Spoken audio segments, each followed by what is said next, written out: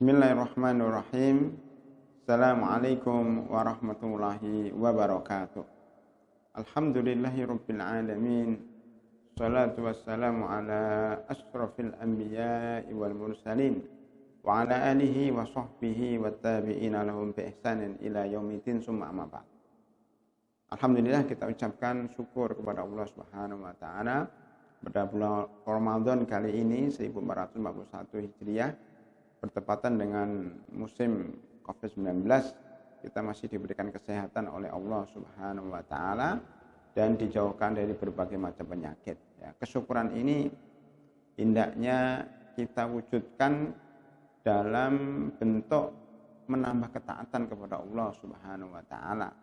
Ya, baik di lingkungan pribadi, keluarga maupun di lingkungan masyarakat. Topik kita pada hari ini adalah tarbiyah keluarga, sakinah, mawaddah dan rahmah pada bulan Ramadan. Yaitu bagaimana kita mendidik keluarga kita pada bulan Ramadan, wabil khusus pada musim pandemi COVID-19. Nampaknya Allah Subhanahu wa taala menginginkan kita, umat Islam, untuk tahun ini agar kembali kepada keluarga. Banyak dari umat Islam yang pada musim-musim normal itu sering meninggalkan keluarganya, baik ketika di luar bulan Ramadan dengan kesibukan bekerjanya, bahkan sampai bulan Ramadan pun dengan kesibukan kerjanya ditambah dengan kesibukan berdakwahnya. Banyak para ustadz, para dai, para penceramah yang kemudian tidak ada waktu berRamadan bersama keluarganya. Ya, sebelum subuh dia sudah pergi. Ya, kemudian nanti buka bersama juga nggak bisa bersama keluarga karena juga ceramah di tempat. Artinya hari-harinya bersama masyarakat, bersama jamaah masjid, tapi sangat sedikit bersama keluarga. Lah, musim COVID-19 ini mengajarkan kepada kita bagaimana kita berRamadan bersama keluarga. Bagaimana kita membina keluarga sakinah pada bulan Ramadan. Kita berpuasa di rumah, kita sahur di rumah, kita berbuka di rumah, bahkan kita sholat berjamaah di rumah dan sholat tarawih pun di rumah. Nah, ini penting. Jadi Allah Subhanahu wa taala menggiring kita untuk ketemu dengan keluarga kita. Oleh karena itu bapak-bapak umpamanya ini tarbiyah yang pertama bisa kita lihat secara lahir bahwa ada sebagian pemimpin keluarga selama hidupnya tidak pernah menjadi imam sholat, selama hidupnya tidak pernah menyampaikan kultum Ramadan, selama hidupnya ya tidak pernah jadi imam tarawih. Nah, pada bulan Ramadan kali ini ya, mereka mau tidak mau dipaksa untuk menjadi imam sholat, bahkan imam tarawih. Oleh karena itu banyak pertanyaan yang sampai kepada saya, boleh enggak kita menjadi imam sekaligus memegang mushaf Al-Quran? Kenapa? Karena istri saya komplain, kenapa ayat yang dibaca adalah ayat-ayat itu saja. Karena bapaknya tidak punya hafalan, bahkan bacaannya mungkin tidak lurus, tidak fasih. Nah, pada bulan Ramadan kali ini dia sudah memikir bagaimana menambah hafalan Al-Quran untuk dijadikan bahan menjadi imam sholat 5 waktu, khususnya sholat maghrib, sholat isya dan sholat subuh, ditambah bahan hafalan untuk menjadi imam sholat tarawih. Inilah tarbiyah Allah kepada kita semuanya akan menjadi keluarga yang sakinah, mawaddah dan rahmah. Karena salah satu poin penting, pendukung penting dalam keluarga sakinah adalah mapannya, ya, solehnya orang yang memimpin, yaitu bapaknya atau suaminya. Maka Allah membinanya dengan apa? Dengan cara mempersiapkan diri menghafal Al-Quran, mempersiapkan diri untuk menghafal ayat-ayat pendek, mempersiapkan diri untuk mempersiapkan kultum kepada keluarganya, di depan keluarganya. Ini tarbiyah dari Allah langsung, keluarga sakinah, mawaddah dan rahmah pada bulan Ramadan. Nah, di sela-sela itu muncul pertanyaan, seandainya terpaksa, menghafal dalam waktu singkat tidak bisa, dan kepengen menghatamkan Al-Quran dalam keadaan menjadi imam, maka ada alternatif lain, yaitu apa?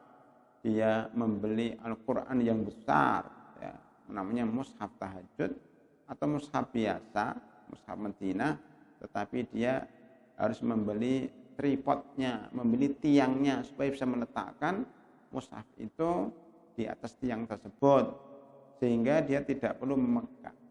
Karena kalau memegang mushaf dalam keadaan sholat, walaupun sah sholatnya, tetapi sebenarnya makruh karena dia banyak bergerak dan banyak meletakkan, membawa, membuka mushaf atau Al-Quran. Maka dianjurkan untuk membeli tripod atau tiang supaya kita bisa meletakkan mushaf itu dan kita baca dengan tenang. Kalau rukuk dan sujud tinggal dia bergeser sedikit. Jadi ini tarbiyah pertama dari Allah Subhanahu wa taala agar para pemimpinnya bisa membaca Al-Quran, bisa kuntum, dan bisa memimpin sholat tarawih. Tentunya di sana ada ayat-ayat yang menunjukkan hal ini. Di antaranya adalah surat Al-Furqan ayat 74. Allah Subhanahu wa taala berfirman tentang ciri hamba Allah yang Maha Rahman, yaitu walladzina yaquluna rabbana walladzina yaquluna rabbana hab lana min azwajina wa dzurriyyatina qurrata a'yun waj'alna lil muttaqina imama. Orang-orang yang soleh, hamba-hamba Allah, hamba-hamba yang Maha Rahman adalah orang-orang yang selalu berdoa, Rabbana hab lana, berikan kepada kami dari istri-istri kami, dari keturunan kami, orang-orang yang qurrata a'yun, menyejukkan mata. Jadi keluarga sakinah itu, ya selain orang tua, selain suami, di sana ada istri, ada ibu, ya, ada anak-anak. Kalau yang soleh hanya bapaknya aja tidak cukup. Maka dalam ayat ini selain kesolehan bapak, kesolehan suami, juga kesolehan yang dipimpin yaitu istri dan anak. Maka dikatakan istrinya adalah qurrata a'yun, istri yang sedap dipandang, istri yang taat. Jadi ada 3 ciri istri soleha yang disebutkan di dalam hadis, idza amartahu atau tak, jika engkau amartaha atau atta, jika engkau menyuruhnya dia akan mentaatinya. Idza nadarta ilaiha saratka, jika engkau melihatnya akan menyenangkan kamu.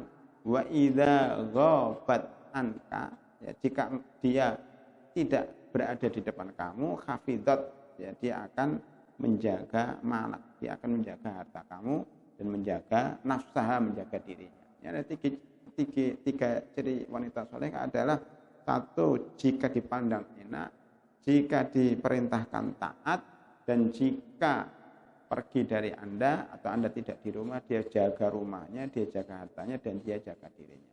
Ini namanya qurrata a'yun. Jadi qurrata a'yun itu penafsirannya 3 ini. Maka apalagi kalau suaminya ya berada di rumah, maka istrinya itu dianjurkan untuk selalu berpakaian dengan baik, berpakaian yang sopan sehingga suaminya enak memandang. Jadi enak memandang itu ada 2. Secara fisik enak dilihat, itu ada 2 juga dari pakaiannya, yang pantas, yang bersih, yang bau wangi. Yang 2, wajahnya tersenyum. Ya, wajahnya tersenyum, ya, tidak cemberut. Itu qurrata a'yun. Yang kedua, dari sisi akhlak, ya, orang yang cantik, orang yang pakaiannya baik, orang yang pakaiannya wangi, tapi kalau akhlaknya jelek maka tidak sedap dipandang. Makanya dilengkapi dengan akhlak yang baik, yaitu dengan taat, dengan tunduk, tidak membantah, tidak meninggikan suaranya di depan suami, ya, kemudian tidak berdebat, tidak tengkar di depan anak-anak dengan suaminya, ya, tidak membuat suami marah.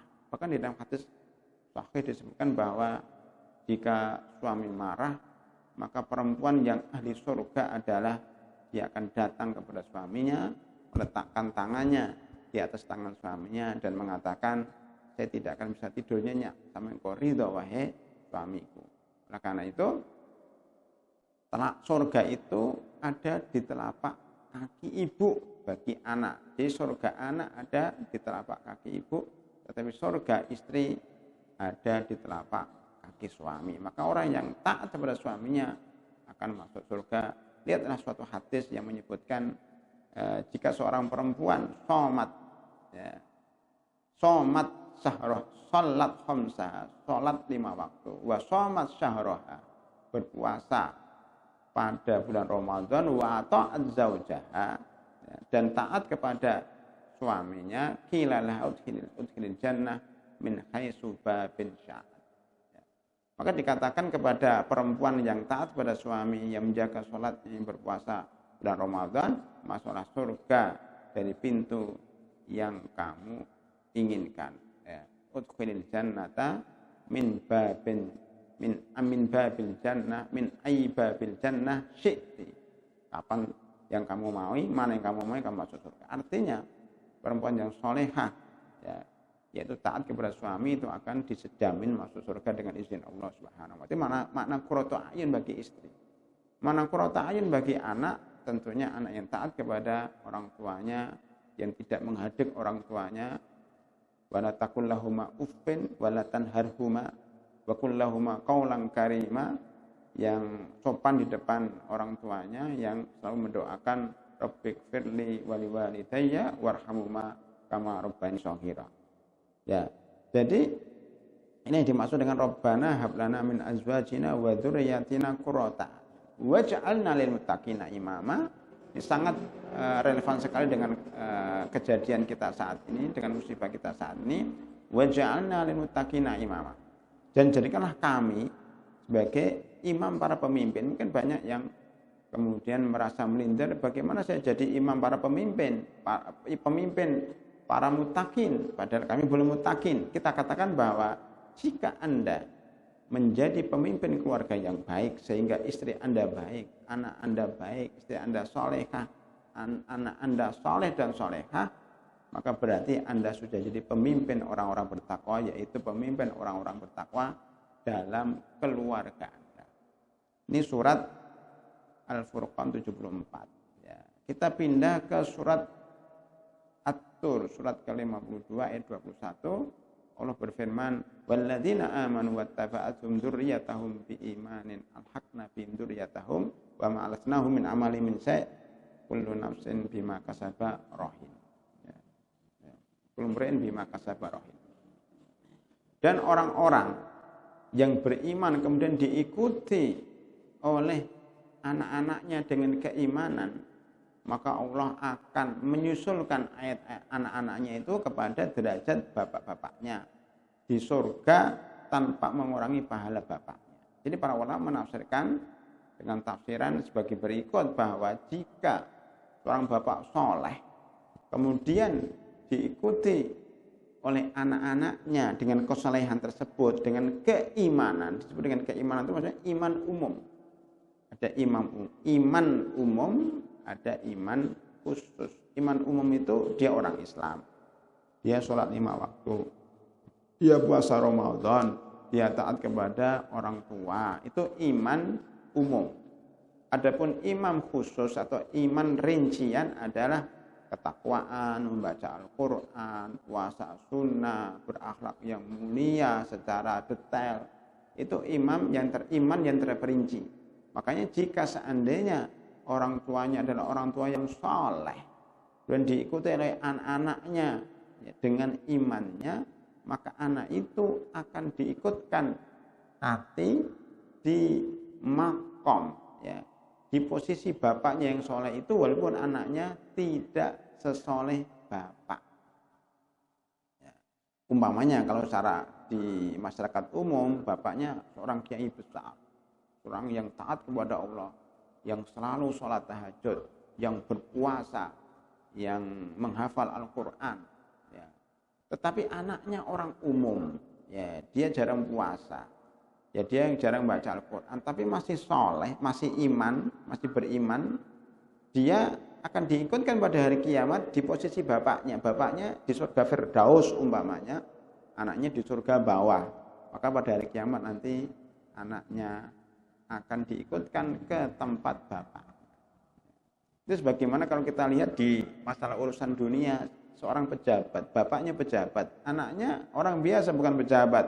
Ketika bapak dan anaknya pergi suatu pertemuan, maka anaknya akan ditaruh di tempat duduk ya, atau di tempat di mana bapaknya berada, walaupun dia bukan pejabat. Ya. Itu gambaran di dunia, di akhirat juga begitu, anaknya akan diikutkan kepada bapak yang soleh.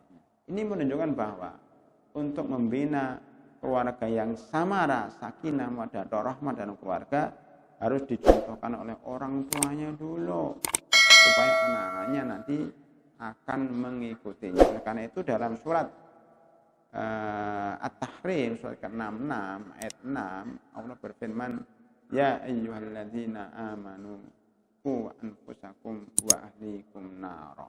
Wahai orang-orang beriman, jagalah dirimu dulu, baru jagalah keluargamu. Jadi jangan terbalik, jagalah keluargamu tapi dirinya belum dijaga. Itu sebagaimana kalau orang naik pesawat, kemudian seandainya ada masalah, maka bapaknya memakai tabung gas ya, atau tabung udara dulu, baru dia memasang tabung ke anaknya. Jangan dibalik, dia masang tabung udara ke anaknya, dia sendiri nggak terpasang malah meninggal dunia. Oleh karena itu, ku anfusakum, selamatkan diri kalian dulu dengan memperbaiki tadi ibadah, menjadi imam sholat tarawih di rumah, menjadi imam sholat jamaah di rumah, kultum di rumah, memberikan contoh teladan kepada anak-anaknya.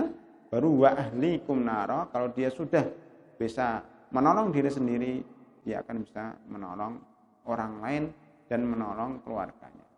Wa ahlikum nara, ini menunjukkan bahwa tujuan daripada pembinaan keluarga samara pada bulan Ramadan itu bagaimana keluarga kita, istri kita, anak-anak kita dijauhkan dari api neraka, kemudian dimasukkan dalam surga. Itulah cita-cita seorang mukmin, masuk surga bersama keluarga.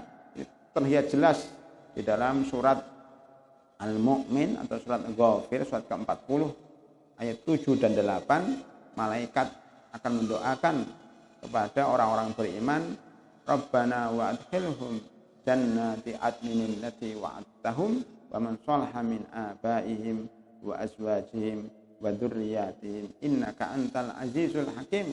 Malaikat berdoa kepada Allah, ya Allah, masukkan orang yang soleh ini ke dalam surga bersama bapak-bapaknya, bersama istri-istrinya, bersama anak keturunannya. Sesungguhnya engkau adalah maha perkasa, maha kuat, dan maha bijak.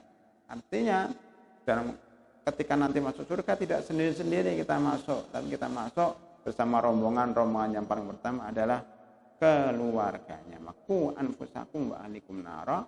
Yang penting bagi kita, anak kita mau jadi apa ya, bukan menjadi orang yang sukses di dunia. Yang paling penting adalah bagaimana anak kita menjadi sukses di akhirat, bagaimana dalam nasihat Nabi Yakub ketika beliau mau meninggal dunia, dia mengatakan kepada anaknya, ma ta'buduna min ba'di. Ini penting. Kita berwasiat kepada keluarga itu, apa yang kamu sembah sesudah saya mati, akidah apa yang kamu anut ketika saya mati, ibadah apa yang kamu kerjakan ketika saya mati. Jangan sampai engkau menyelewengkan akidahmu yang asli, jangan engkau menyelewengkan dari ibadah yang biasa engkau kerjakan. Jadi wasiat orang tua sebelum mati bukan wasiat dunia, tetapi wasiat akhirat, ma ta'buduna min ba'di. Tetapi sayangnya sebagian orang sekarang ya itu suka ya berwasiat dengan kata-kata ma ta'kuluna min ba'di. Wahai anakku, saya khawatir kalau saya mati kamu makan apa? Ya, bukan kamu nyembah apa. Padahal makanan rezeki itu sudah ditanggung oleh Allah Subhanahu wa taala. Kenapa kita khawatir? Yang kita khawatirkan adalah masalah agama. Ya, agama ini berbahaya sekali kalau kita nggak jaga. Makanya dalam suatu doa yang sangat panjang, Rasulullah sallallahu alaihi wasallam mengajak kepada kita doa, Allahumma la taj'al musibatana fi dinina. Ya Allah, janganlah Engkau jadikan musibah ini di agama kami.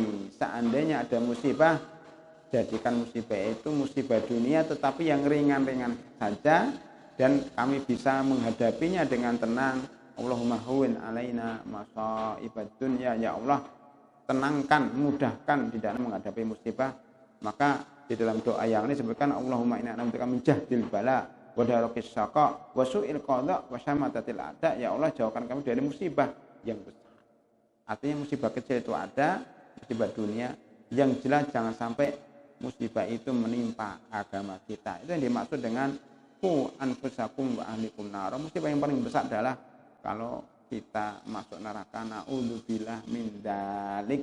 Makanya pendidikan yang baik, ya, baik di kelas, di keluarga maupun di masyarakat adalah yang tercermin di dalam surat Ali Imran 191. Inna fi khalqis samawati wal ardi wa ikhtilafil laili wan nahari la ayatin lil albab. Itu 190, 191-nya. Alladzina yadhkuruna Allaha qiyaman wa qu'udan wa 'ala junubihim, yaitu selalu berzikir kepada Allah. Wa yatafakkaruna fi khalqis samawati wal ardi rabbana ma khalaqta hadza batila subhanaka faqina adzabannar. Yaitu anak kita ingin didik anak kita itu menjadi orang yang ahli ibadah dan orang yang cerdas, ya, yang dunianya dapat, akhiratnya dapat. Allahumma aslih lana dinana alladzi wa ismatu amrina wa aslih lana akhiratana allati ilaiha ma'aduna. Ya, Allahumma aslih lana dinana alladzi wa ismatu amrina wa aslih lana dunyana allati fiha ma'asuna wa aslih lana akhiratana allati ilaiha ma'aduna. Ada 3 unsur di sini, agama, dunia, dan akhirat. Itu yang dimaksud dengan bahwasanya ku anfusakum wa ahlikum nara alladzina yadhkuruna Allaha qiyaman wa qu'udan wa 'ala junubihim, yaitu anak yang selalu berzikir, tapi anak yang pintar, yang tafakkur, tetapi semuanya bermuara pada satu, Rabbana ma khalaqta hadza batila subhanak faqina adzabannar. Maha suci Engkau ya Allah, kami banyak salah, kami banyak maksiat, Engkau Maha suci, maka jauhkan kami dari api neraka. Makanya doa yang paling baik bagi anak adalah Rabbighfirli wa liwalidayya warhamhuma kama rabbayani shaghira. Ya Allah, jauhkan kami dan orang tua kami serta keluarga kami dari api neraka. Itulah tarbiyah sesungguhnya, yaitu tarbiyah samara, keluarga, sakinah, mawaddah dan rahmah pada bulan Ramadan. Mudah-mudahan kita semuanya, keluarga kita semuanya dijauhkan dari api neraka dan dimasukkan dalam surganya, masuk surga bersama keluarga. Wa akhiru da'wana alhamdulillahirabbil alamin. Assalamualaikum warahmatullahi wabarakatuh.